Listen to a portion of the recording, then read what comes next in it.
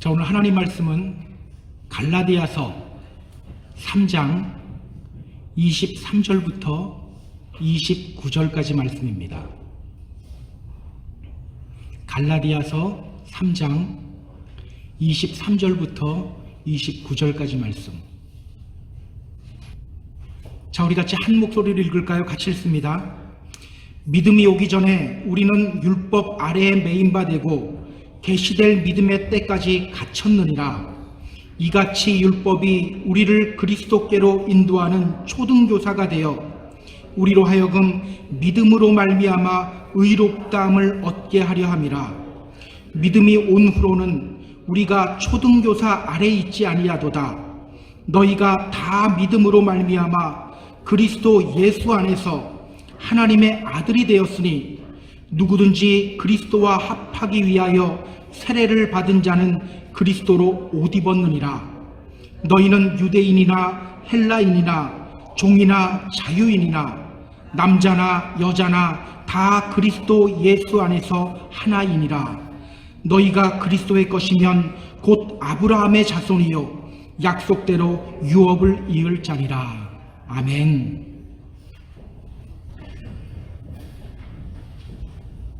이 성가대 찬양이 마음을 뜨겁게 만드네요. 주님의 빛 안에만 들어가면 다 해결되는데, 우리가 오늘 말씀을 통하여 또한 이 예배를 통하여 정말 주님의 빛 안으로 들어가고 우리를 향하여 너희는 빛이다 라고 선포하시는 그 하나님의 음성, 그 주님의 음성을 들었으면 좋겠습니다. 자유가 아니면 죽음을 달라. 아주 유명한 말이죠. 미국 독립혁명 지도자 중에 한 명이었던 패트릭 헨리가 했던 말이에요. 자유가 아니면 죽음을 달라. 우리에게 이 자유의 소중함을 일깨워주는 말입니다. 여러분, 한국 전쟁이 터지고 왜 북쪽에 살던 사람들이 죽음을 무릅쓰고 남한으로 내려왔습니까? 우리 오인순 권사님도 원래 집이 북쪽이었다 그랬어요. 한국 전쟁 때 내려오셨어요. 왜 그렇습니까? 자유 때문에. 제가 이렇게 물어보자마자 오인순 권사님 입에서 자유라고 말씀하시더라고요. 지금 이 시간에도 수많은 북한 사람들이 목숨을 걸고 북한을 탈출하고 있어요. 그 이유가 무엇입니까? 자유 때문에. 그만큼 자유는 소중한 거예요. 그런 면에서 우리는 참 행복한 사람들이죠. 자유로운 땅에 살고 있으니 얼마나 행복합니까? 그런데 여러분, 오늘 본문을 보면서 우리가 던져야 할 질문이 하나 있어요. 나는 정말 자유한가? 나는 정말 자유한가? 라는 질문이에요. 어쩌면 이 질문이 오늘 우리들에게는 좀 생뚱맞게 들릴지도 몰라요. 자유로운 땅에서 살고 있는데 왜 자유롭냐? 왜 이걸 물을까? 그럼에도 불구하고 바울은 이 갈라디아서를 통해서 계속해서 우리에게 이 질문을 던져요. 당신은 정말 자유롭습니까? 당신은 정말 자유롭습니까? 왜 바울은 우리 믿는 사람들에게 이 질문을 던질까요? 당신은 정말 자유롭습니까? 당신은 자유를 누리고 있습니까? 많은 사람들이 이 자유를 누리지 못하고 있기 때문이에요. 육신적으로는 자유로운데 정신적으로는 자유롭지 못한 삶을 살아가는 사람들이 많다는 거예요. 겉으로는 자유로운 삶을 살아가고 있는 것 같은데 영적으로는 여전히 죄의 종이 되어서 자유롭지 못한 삶을 살아가는 사람들이 많기 때문이에요. 오늘 여러분은 어떻습니까? 자유롭습니까? 자유를 누리고 있나요? 여러분, 주님이 이런 말씀하셨죠.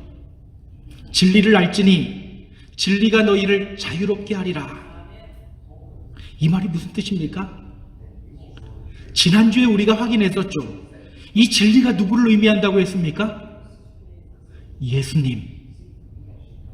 나는 길이요 진리요 생명이니 주님이 하신 말씀이에요. 따라서 우리 믿는 사람들은요, 길이요 진리요 생명이신 주님으로 인해 자유를 누릴 수가 있어야 돼요. 죄의 억압으로부터 자유할 수 있어야 되고요, 우리를 둘러싼 불안, 근심, 걱정들로부터도 자유할 수 있어야 돼요. 그런데 문제는 뭡니까? 많은 사람들이 주님 믿으면서도 이 자유를 누리지 못한다는 거예요. 자꾸 죄의 속박에 얽매여서 살아가고 있다는 거예요. 불안이나 근심에 얽매여 살아가고 있다는 거예요. 그래서 오늘 본문은요, 우리가 어떻게 그리스도 안에서 참 자유를 누릴 수 있게 되는지 우리에게 아주 자세하게 알려주고 있어요. 오늘 본문을 통해서 그리스도 안에서 참 자유를 누리기를 결단하고 또 누리며 나아가는 저와 여러분 모두 되었으면 좋겠습니다. 자, 그럼 우리 본문으로 들어가 볼까요? 23절입니다. 23절 우리 같이 읽어볼까요? 자, 같이 읽습니다. 믿음이 오기 전에 우리는 율법 아래에 매인 바 되고 계시될 믿음의 때까지 갇혔느니라. 믿음이 오기 전에 우리는 율법 아래에 매인 바 되고 계시될 믿음의 때까지 갇혔느니라. 여러분, 이 세상에는요, 비슷하지만 서로 다른 것들이 있어요. 비슷하지만 다른 것들, 어떤 것들이 있을까요? 뱀과 뱀장어. 여러분, 비슷하게 생기지 않았습니까? 근데 다르잖아요. 하나는 파충류고 하나는 어류예요. 고래와 상어도 마찬가지예요. 비슷하게 보이지만 고래는 포유류에 속한 동물이고요, 상어는 어류입니다. 종교와 기독교도 마찬가지 아닌가요? 이 둘은 비슷하게 보여요. 하지만 서로 다른 거예요. 종교는 그 주체가 나입니다. 내가 복받고 내가 잘 되기 위해서 신을 섬기는 거예요. 내 노력으로 신을 감동시키는 거예요. 그러나 우리 기독교는 그렇지 않죠. 기독교의 중심은 내가 아닌 하나님이에요. 내 노력으로 하나님 감동시키는 것이 아니라 하나님의 만지심에 그냥 나를 맡기는 거예요. 여러분, 노력하는 게 쉽습니까? 맡기는 게 쉽습니까? 예, 우리 주님은요, 굉장히 믿음 생활 쉽게 하라고 만들어 놓은 거예요. 근데 우리는 자꾸 어렵게 하는 거예요. 내가 뭘 해서 하나님을 감동시켜 드릴 수 있을까? 자꾸 이러고 열심히 노력하고 열심히 최선 다하려고 하는 거예요. 우리가 어쩔 수 없이 기독교라는 한 종교의 이름으로 우리를 표현하기는 하지만 여러분, 종교와 기독교는 달라요. 오늘 본문 23절 우리가 읽었는데요, 이 부분을 가만히 보면 이렇게 비슷하지만 서로 다른 것을 우리에게 소개하고 있어요. 그것이 뭘까요? 믿음과 율법이에요. 믿음과 율법. 믿음이 오기 전에 우리는 율법 아래 갇힌 바 되었다라고 말해요. 믿음과 율법. 둘이 비슷하게 보이는데 다르다라는 거예요. 이 둘의 차이를 잘 구분해야 된다는 겁니다. 사실 많은 분들이 이 둘의 차이를 잘 구분하지 못해요. 율법 잘 지키는 것이 믿음 좋은 거라고 생각해요. 어떤 행위를 보이는 것이 믿음 좋은 거라고 생각해요. 그래서 새신자가 교회에 들어와서 주일 성도도 열심히 하고 봉사도 열심히 하면 우리 이런 말 하잖아요. 저 사람이 믿음이 많이 성장했어. 그러다 보니 많은 사람들이 자신의 종교적인 열심이나 어떤 행위로 자기 믿음 증명하려고 해요. 그런데 여러분, 믿음 없어도 주일 예배 빠지지 않고 참석하는 경우도 있어요. 믿음이 없어도 교회를 위해 열심히 일하는 사람들도 있어요. 행위나 열심히 우리의 믿음을 증명하는 것은 아니라는 거예요. 여러분 기억하세요. 율법은요, 믿음이 아닙니다. 우리의 종교적 행위가 믿음은 아니에요. 믿으면 종교적 열심으로 나타나는데 종교적 열심 자체가 믿음은 아니라는 거예요. 그렇다면 여러분, 여기서 우리가 던져야 될 질문이 하나 있어요. 어떤 질문일까요? 바로 이 질문입니다. 그렇다면 율법은 필요 없는 것일까? 그렇다면 율법은 필요 없는 것일까? 여러분 어떻게 생각하세요?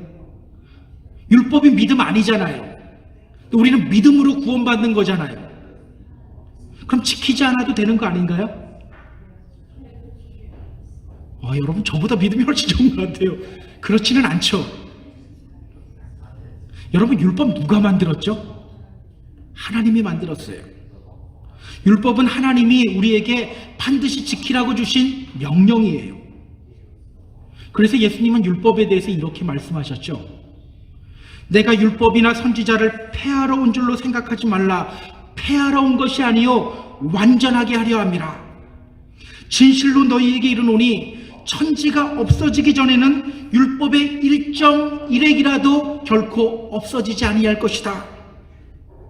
그러므로 누구든지 이 계명 중에 지극히 작은 것 하나라도 버리고 또 그같이 사람을 가르치는 자는 천국에서 지극히 작다 일컬음을 받을 것이요, 누구든지 이를 행하여 가르치는 자는, 율법을 잘 행하는 자는 천국에서 크다 일컬음을 받을 것이다.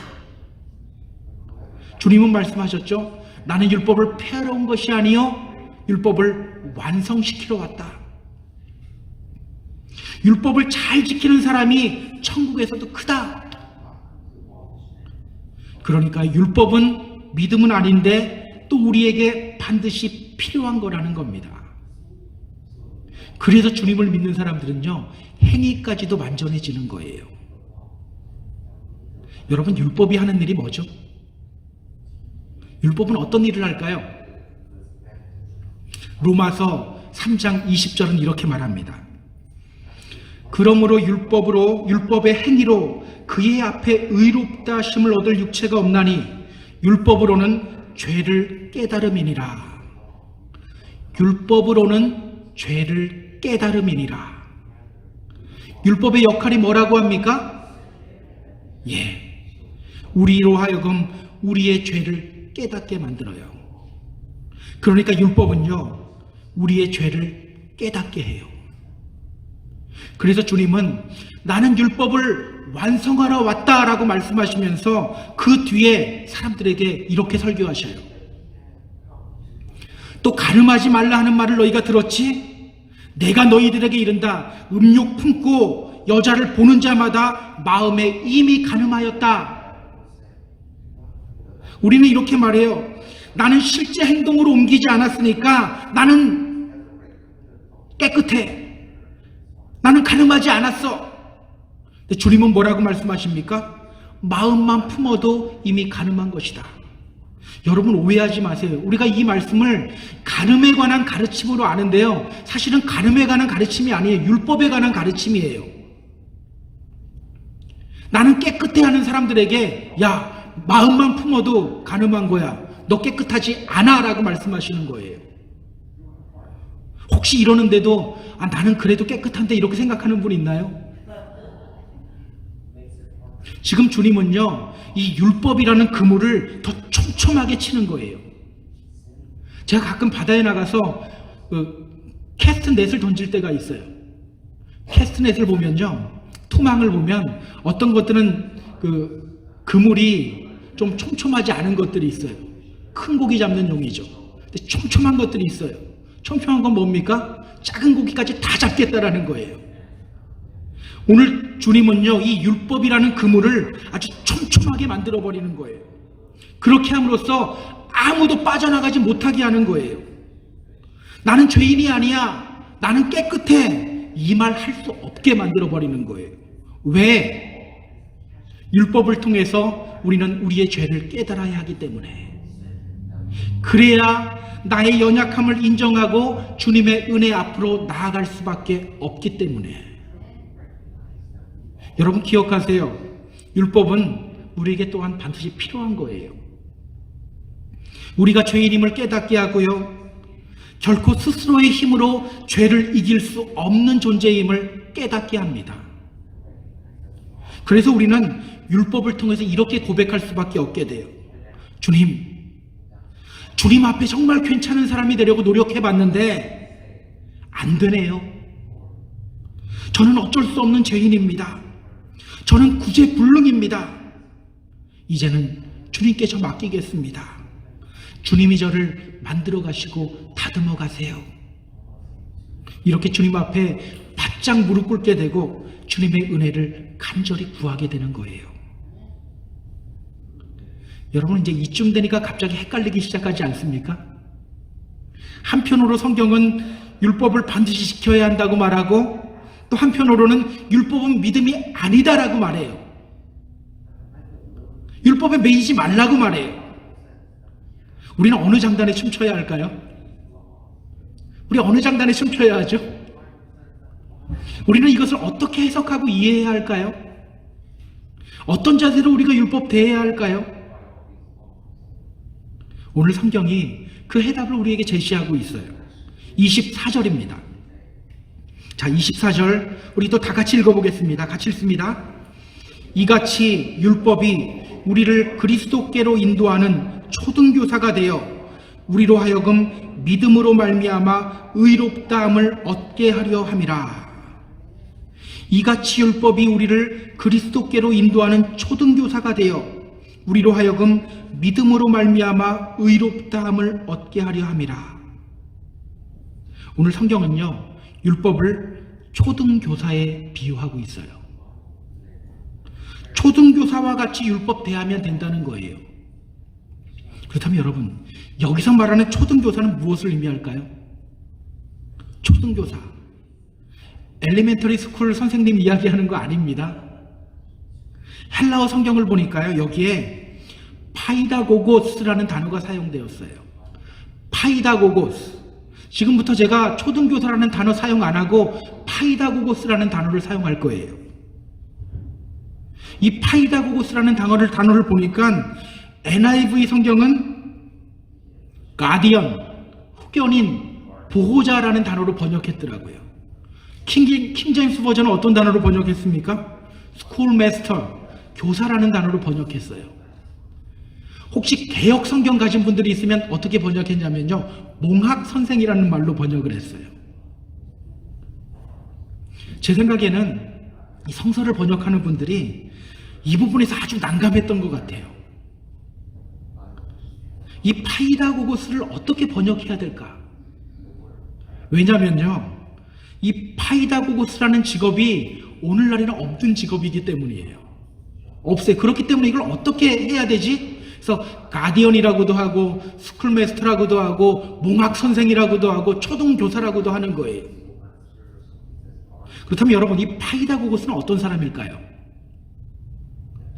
이 사람이 어떤 사람인지 알려면 우리는 고대 로마 사람들이 자신의 아들을 어떻게 대했는지를 조금 알아둘 필요가 있어요. 우리 한국 사람들은 아들 태어나면 어떻게 합니까? 바로 소문내죠.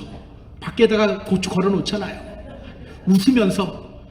딸 나면 울면서 소를 걸어놓고 아들 나면 웃으면서 막 고추 걸어놓잖아요. 그리고 막 아들이다, 넌 내 아들이다, 내 새끼다 막 좋아하잖아요. 그런데 당시 로마의 귀족들은요, 그렇게 하지 않았어요. 성인식을 치르기 전까지는 아들이라도 아들 대우자 하지 않았어요. 파이다고고스에게 아들을 맡겼어요.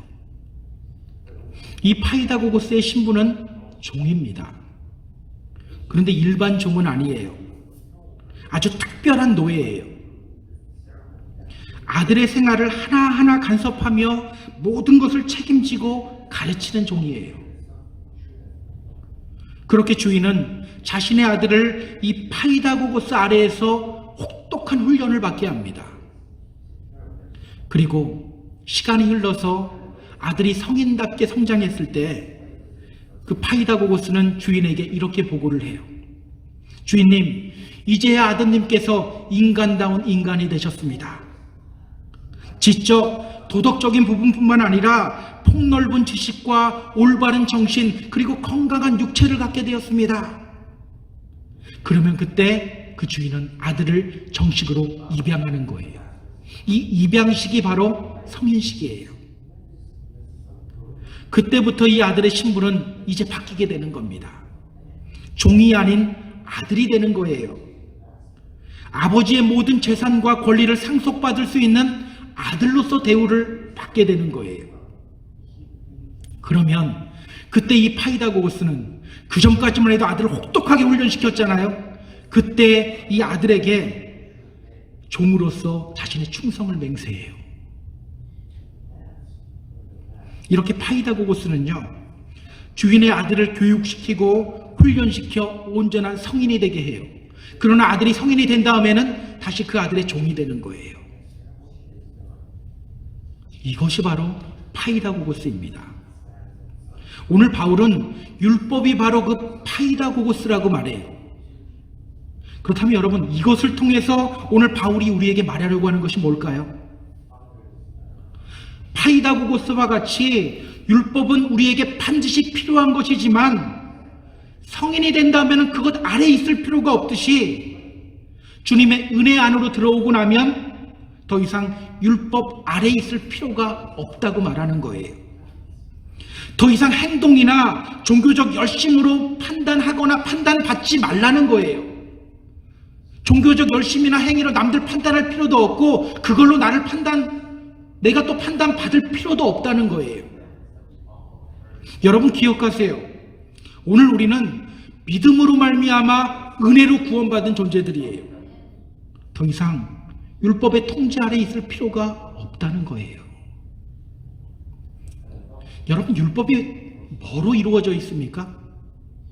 두 가지 명령으로 이루어져 있어요. 하라, 하지 마라. 이거예요. 하라, 하지 마라. 우리가 어렸을 때는 이런 식으로 교육받잖아요. 뭐 하려고 하면 엄마가 안 돼, 다 이거잖아요. 나쁜 말 하면 좋은 말 해야지, 다 하라 하지 마라로 교육받아요. 그런데 여러분, 성인이 된 후에도 이런 식으로 교육받고 있다고 생각해 보세요. 심각한 문제가 아닐 수 없어요. 그런데 여러분, 문제가 있어요. 무슨 문제입니까? 많은 사람들이 주님을 영접한 후에도 이 파이다고고스 아래에서 살아간다는 거예요. 은혜 안으로 들어오지 않고 율법 아래에서 살아간다는 거예요. 여러분, 믿음은 주님 바라보는 거예요. 나는 비록 부족하지만 나를 만들어 가시고 나에게 은혜 베풀어 주시는 그 주님 바라보는 것이 바로 믿음이에요. 그런데 계속해서 주님 바라보기보다는 율법을 바라봐요. 율법 바라보는 게 주님 바라보는 거라고 생각해요. 끊임없이 종교적 열심과 행위로 자신을 판단하고 또 판단받아요. 나는 술 안 마시니까 좋은 그리스도인이야. 저 사람은 담배 피니까 나쁜 그리스도인이야. 남들보다 조금 내가 더 잘하는 것이 있으면 어떻게든 자신을 드러내고 자신을 믿은 좋은 사람으로 포장해야 돼요. 여러분, 그렇게 해서 하나님과 더 가까워지나요? 아니죠. 우리는 율법 다 지킬 수가 없어요. 잘 안 되는 나를 보며 오히려 하나님과 멀어지게 돼요. 늘 죄의식 속에서 살아가요. 늘 불안과 걱정 속에서 살아가요. 이런 사람들을 우리는 율법주의자라고 하는 거예요. 율법주의자. 여러분 기억하세요. 우리는 율법에 붙잡힌 존재가 아닙니다. 그리스도께 붙잡힌 존재예요. 원래 율법에 매여 있던 바울이 주님 만난 후에 어떻게 선포합니까? 빌립보서 3장 12절에서 그는 이렇게 선포해요. 오직 내가 그리스도 예수께 잡힌 바 된 그것을 잡으려고 달려가노라. 누구에게 잡혀 있다고 말해요? 예수 그리스도께 잡혀 있다고 말하는 거예요. 저는 오늘 이와 같은 선포가 우리들을 통해서 나왔으면 좋겠어요. 나는 예수님께 잡힌 존재다. 율법에 잡힌 존재가 아니라 예수님께 잡힌 존재다. 그렇게 예수님께 잡힌 삶을 살아가는 저와 여러분 모두 되기를 주님의 이름으로 부탁드립니다. 오늘 성경은 계속해서 말합니다. 26절, 27절 볼까요?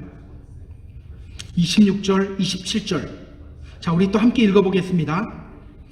너희가 다 믿음으로 말미암아 그리스도 예수 안에서 하나님의 아들이 되었으니 누구든지 그리스도와 합하기 위하여 세례를 받은 자는 그리스도로 옷 입었느니라. 우리가 그렇게 율법에 속하지 않고 성숙한 그리스도인이 되기 위해서 우리가 기억해야 할 것을 이 부분에서 알려주고 있어요. 그것이 뭐죠? 믿음이 우리를 하나님의 아들이 되게 하고 믿음이 우리를 그리스도로 옷 입게 만든다. 믿음이 우리로 하여금 하나님의 아들이 되게 만들고 믿음이 우리로 하여금 그리스도로 옷 입게 만든다. 여러분, 이 말이 무슨 뜻일까요? 믿음으로 우리가 하나님의 아들이 되고 믿음으로 우리가 그리스도로 옷 입는다. 오늘 바울은요, 옷 입는 것으로 표현을 해요. 여러분, 우리가 TV에서 봤던 고대 로마 사람들이 입었던 옷을 한번 머릿속에 떠올려 보세요. 이 큰 천으로 둘둘 마른 것 같은 옷들. 그 옷을 토가라고 해요. 토가. 이 토가라는 옷은요, 로마 시민이나 귀족 등급만 입을 수 있는 옷이었어요. 우리들이 입는 옷과는 조금 달라요. 우리는 이 위에 자켓도 있고 아래 바지도 있잖아요. 그런데 이 토가는요, 그냥 반달 모양의 아주 큰 천이에요. 그것을 온몸에 둘둘 감고 매듭 지으면 옷이 되는 거예요. 성인식을 치르게 되면 그때부터 아들은 그 토가를 입어요. 그 옷 입고 어린아이처럼 까불까불 대면서 다닐 수 있을까요? 그러다가 매듭 풀리면 어떻게 됩니까? 그냥 한 번에 다 드러나는 거예요. 때문에 이 옷을 입으면요, 천천히 품위를 유지해야 돼요. 그리고 다른 사람들도 이 옷을 입은 사람을 인격적으로 대우해줘요. 성인 대우를 해줘요. 자, 그렇다면 여러분, 믿음으로 말미암아 우리가 하나님의 아들이 되고 믿음으로 말미암아 그리스도로 옷 입게 된다. 이것이 무슨 말입니까? 믿음이 우리를 성숙한 그리스도인으로 되게 만든다는 거예요. 믿음이 우리를 성숙한 그리스도인이 되게 한다. 믿음이 우리의 신분을 율법의 노예가 아닌 자유인으로 만들어준다. 바로 이 뜻이에요. 그래서 여러분, 온전한 믿음을 가진 사람들은요, 죄로부터 자유함을 경험해요. 그것뿐입니까? 더 나아가서 우리를 공격하는 두려움과 불안과 근심으로부터도 자유하게 돼요. 상황과 환경의 노예가 되지 않아요. 누가 나를 공격한다? 좀 공격하면 어때? 왜? 주님은 나를 공격하는 저 사람을 통해서도 나를 선한 길로 인도하실 거야. 바로 이 믿음이 있기 때문이에요. 내가 좀 부족하면 어때? 부족해도 상관없어요. 왜? 주님이 나는 부족하지만 나를 만들어 가시기 때문에. 바로 이 믿음이 있기 때문이에요. 저는 우리 모두가 이런 성숙한 그리스도인의 자유를 다 같이 경험했으면 좋겠어요. 성숙한 그리스도인의 자유, 우리 이거 경험할 수 있어야 돼요. 그렇다면 여러분, 우리가 여기서 또 한 가지 던져야 될 질문이 있어요. 우리에게 자유를 주는 믿음, 우리를 성숙하게 하는 믿음, 이 믿음은 어떤 믿음일까? 어떤 믿음 가지라는 걸까요? 우리가 이 질문을 던져야 하는 이유가 있어요. 여러분, 믿는 사람들이 다 자유 경험하고 있나요? 그렇지 않죠. 오래 믿는다고 우리 믿음이 성숙해졌나요? 그렇지 않은 경우도 많죠. 믿음이라고 다 같은 믿음이 아니라는 겁니다. 우리의 믿음을 성숙하게 만들고 자유를 주는 믿음이 따로 있다는 거예요. 그 믿음이 뭘까? 이것이 중요한 거예요. 우리가 소유해야 될 믿음, 그 믿음은 어떤 믿음일까? 이것을 알려면 우리는 23절로 다시 한번 돌아가야 돼요. 자, 23절 다시 한번 볼까요?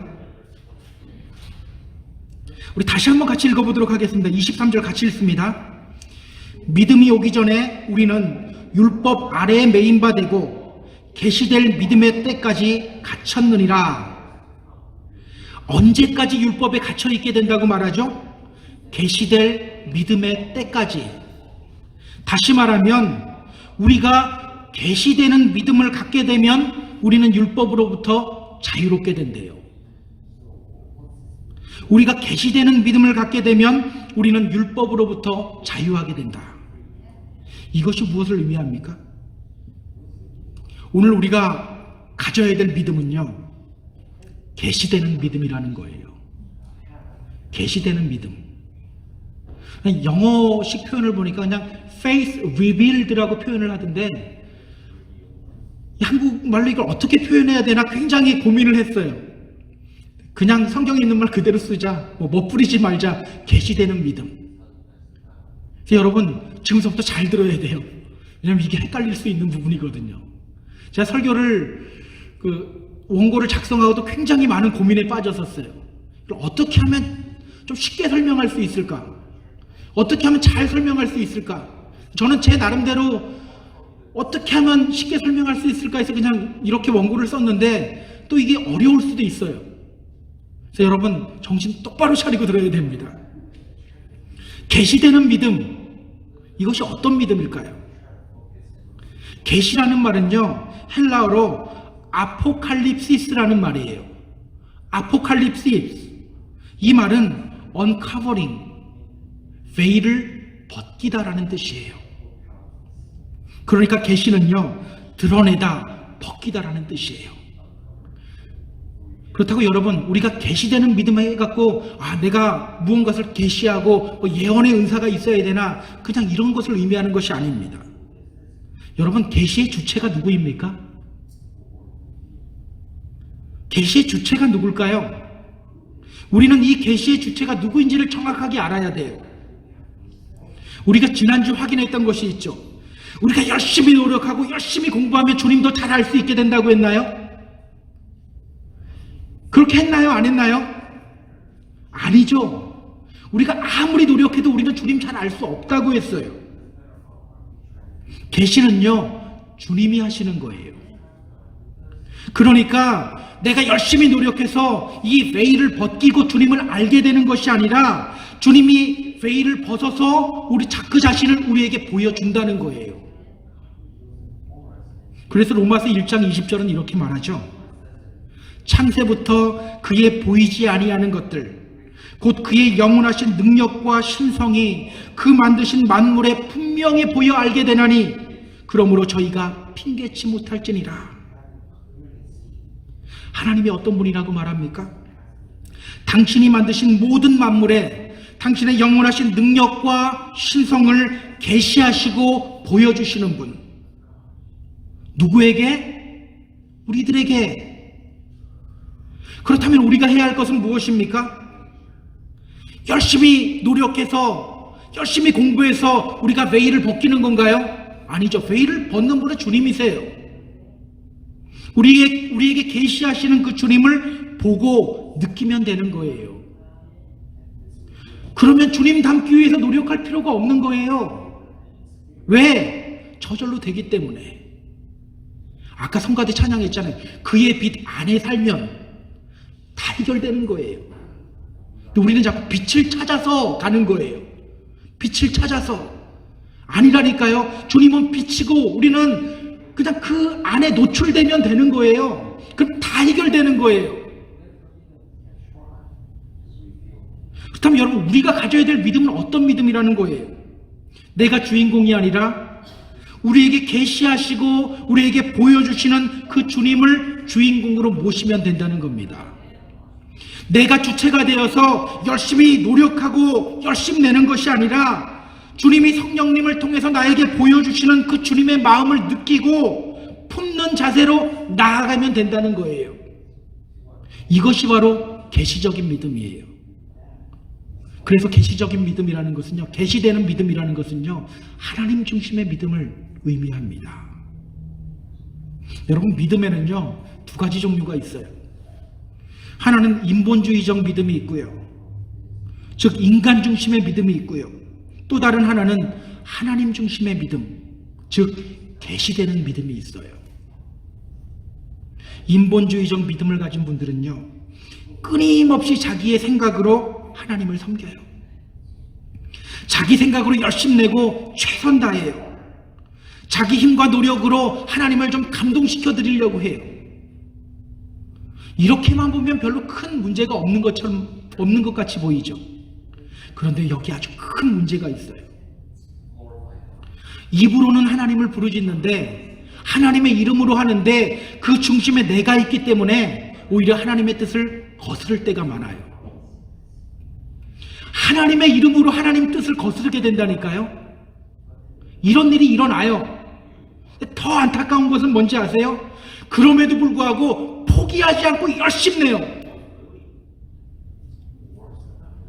이게 되게 안타까운 거예요. 하나님의 뜻이 아닌 건데 거기에 열심히 내고 최선을 다해요. 여러분, 이것만큼 무서운 것이 어디 있습니까? 이런 사람들을 향해서 바울은 로마서 10장 2절 3절에서 이렇게 말합니다. 내가 증언하노니 그들이 하나님께 열심은 있으나 올바른 지식을 따른 것이 아니니라. 하나님의 의를 모르고 자기 의를 세우려고 힘써 하나님의 의에 복종하지 아니하였느니라. 열심은 있는데 하나님 뜻을 따르지 않는데요. 이런 경우가 있다는 거예요. 최선을 다하는데 하나님의 이름으로 하나님 뜻이 아닌 것에 정말 최선 다한다는 거예요. 이것이 바로 인본주의적 믿음의 결과예요. 오늘 우리가 가져야 될 믿음은 어떤 믿음이라고요? 계시되는 믿음, 하나님 중심의 믿음이에요. 이 계시되는 믿음을 가진 사람들은요, 내 생각과 내 계획에 집중하지 않아요. 내 안에서 말씀하시는 성령님의 음성에 집중해요. 그렇기 때문에 육신을 따르지 않고 하나님의 뜻을 거스르지 않게 돼요. 제대로 된 열심을 내게 돼요. 믿음이 자신의 노력이 아닌 하나님이 주신 선물이라는 것을 알기 때문에 절대로 자기 믿음 자랑하지 않아요. 끊임없이 겸손한 자세로 나아가요. 내 생각과 내 계획 버리고 끊임없이 내 안에서 역사하시는 그 하나님 음성 들으며 나아가는 거예요. 그리고 순종하는 길로 나아가게 돼요. 여러분, 어떤 믿음의 사람이 되기를 원하십니까? 하나님 중심의 믿음, 계시되는 믿음을 소유하시는 저와 여러분 모두 되었으면 좋겠습니다. 자, 이제 성경은요, 계시되는 믿음을 소유하기로 결단하는 우리들을 향해 말하고 있어요. 28절, 29절입니다. 자, 28절, 29절. 자, 또 함께 읽겠습니다. 너희는 유대인이나 헬라인이나 종이나 자유인이나 남자나 여자나 다 그리스도 예수 안에서 하나이니라. 너희가 그리스도의 것이면 곧 아브라함의 자손이요 약속대로 유업을 이을 자니라. 아멘. 하나님 중심의 믿음을 가진 사람들은 다 예수 안에서 하나라고 해요.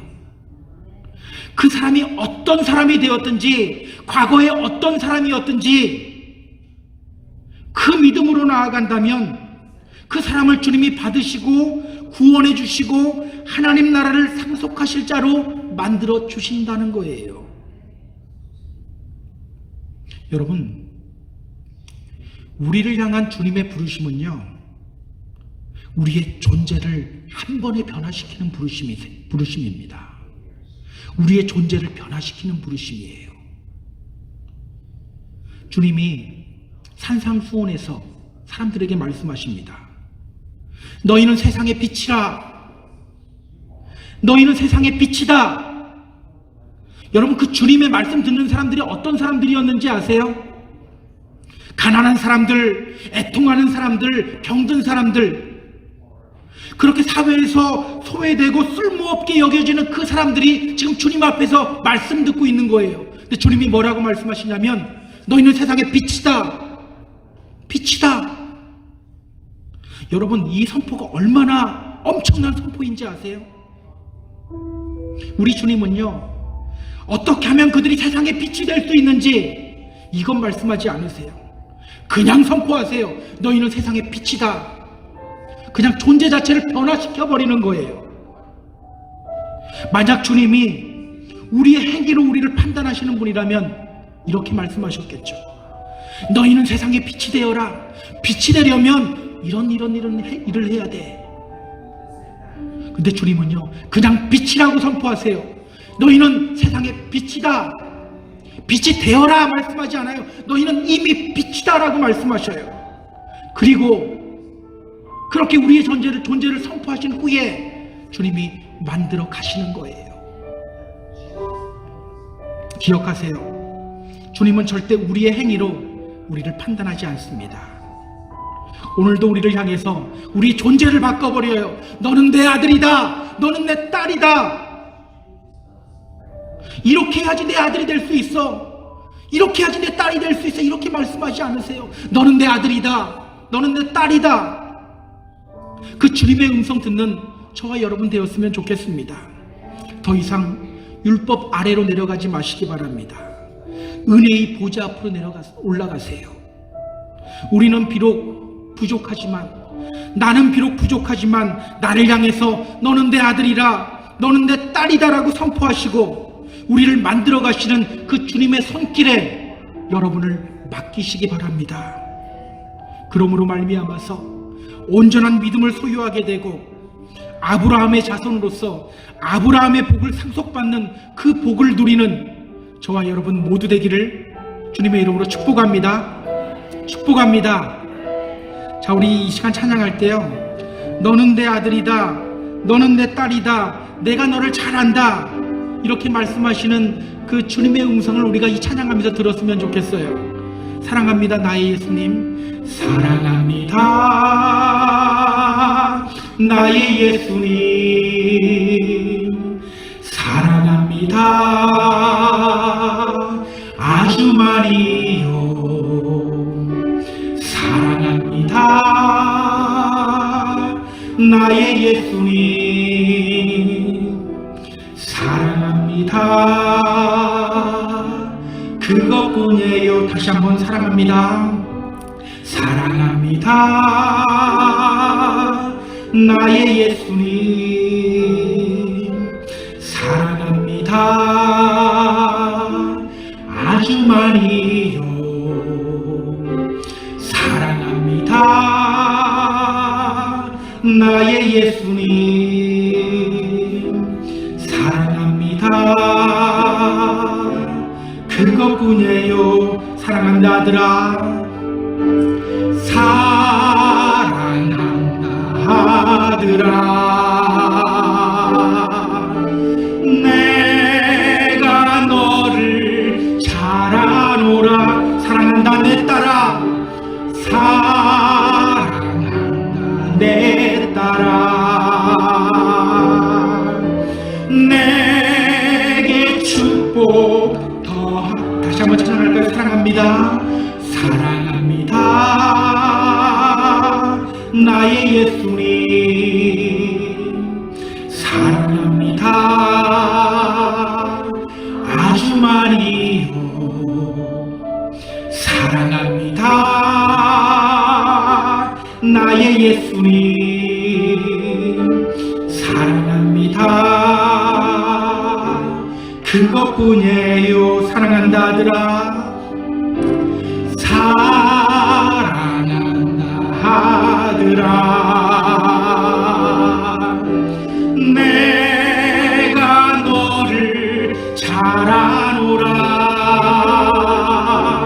사랑한다 내 딸아, 내게 축복. 우리 주님은 지금도 이렇게 말씀하십니다. 사랑한다 아들아, 사랑한다 아들아, 내가 너를 잘 아노라. 사랑한다 내 딸아, 사랑한다 내 딸아, 내게 축복 더하노라. 자, 시간 우리 기도하며 나아갈게요. 오늘 주님은요, 우리에게 너는 내 아들이다, 너는 내 딸이다라며 우리의 존재를 변화시켜줘요. 근데 우리는 자꾸 율법 아래로 들어가요. 우리의 존재를 변화시키고 너는 내 아들이다, 너는 내 딸이라고 선포하시고 그렇게 우리를 아들로, 주님의 딸로 만들어 가시는 그 주님 바라보며 나아가야 되는데 우리는 자꾸 율법 아래로 들어갑니다. 우리 시간 기도하며 주님, 이제는 주님의 은혜의 보좌 앞으로 나아가겠습니다. 나는 비록 죄인이지만, 나는 비록 부족하지만 그럼에도 불구하고 주님의 아들로 딸로 만들어 가시는 그 주님의 은혜의 보좌 앞으로 나아가겠습니다. 우리 자신 이렇게 고백하며 기도하며 나아갑니다. 기도합니다.